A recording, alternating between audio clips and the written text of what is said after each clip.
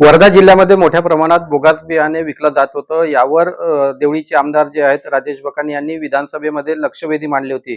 यावरच सरकारने त्यांना एक गिफ्ट दिलेलं आहे आणि त्यामध्ये एक समिती स्थापन केली आहे. ही समिती राज्यस्तरीय असणार आहे आणि या समितीच्या माध्यमातून एक एस-ओ-पी ठरविण्यात येणार आहे. काय ही समिती आहे त्यांच्याकडून जाणून घेऊ. कशी समिती असणार आहे? मागच्या लक्षवेधीमध्ये बोगस बियाण्याच्या संदर्भामध्ये मी प्रश्न लावला होता आणि त्या ठिकाणी त्या प्रश्नाला उत्तर म्हणून त्या ठिकाणचे कृषी मंत्री त्यांनी उत्तर दिलं होतं की आम्ही या ठिकाणी नवीन एक समिती स्थापन करू आणि तसं पत्रसुद्धा मला त्या लक्षवेधी लावल्यामुळे या ठिकाणी आलेलं आहे आणि त्या समितीमध्ये ते स्वतः कॅबिनेट कृषी मंत्री, राज्य कृषी मंत्री, जिल्ह्याचे पालकमंत्री, त्या ठिकाणी असणारे कृषी मुख्य सचिव, कृषी आयुक्त आणि विधिमंडळातील 10 सदस्य अशी ही समिती राहणार आहे आणि जुन्या पद्धती ज्या आहे बियाणे तपासणीच्या त्या बदलवून नवीन टेक्नॉलॉजीमध्ये जे काही बदल झालेले आहेत ते बदल त्या ठिकाणी त्याचा समावेश करून बियाणे तपासणीच्या संदर्भामध्ये एक एस-ओ-पी आम्ही या ठिकाणी तयार करणार आहे आणि ही एस-ओ-पी तयार झाल्यानंतर या समितीद्वारे जे काही कायदे त्या ठिकाणी होतील, विधिमंडळाद्वारे जे काही कायदे होतील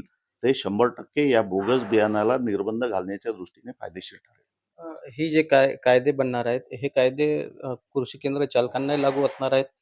नाही, हे बियाणे प्रोडक्शन ज्यांचं आहे, त्या बियाणे प्रोडक्शनच्या ज्या कंपन्या आहेत त्यांच्यासाठीच हे लागू होणार आहे. मागच्या वेळेस ज्यावेळेस मी लक्षवेधी लावली होती, या बोगस बियाण्याच्या कंपन्यावर ब्लॅक लिस्टेडची कारवाई करण्यात आलेली होती. संबंधित अधिकाऱ्यांवर सुद्धा गुन्हे दाखल करण्यात आले होते आणि त्यांची सुद्धा डिपार्टमेंटल इन्क्वायरी चालू झाली होती. म्हणून या संदर्भामध्ये जे कायदे बनलेले आहेत ते फक्त बियाणे कंपन्या ज्या आहेत त्या बियाणे कंपन्यांच्या संदर्भातच कायदे बनलेले आहे.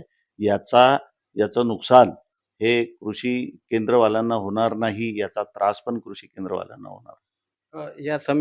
ही जी समिती असणार आहे, ही राज्यस्तरीय आहे. उपसमिती जिल्हा स्तरावर असणार आहे. आता सध्या तर स्तरीय समिती बनवलेली आहे.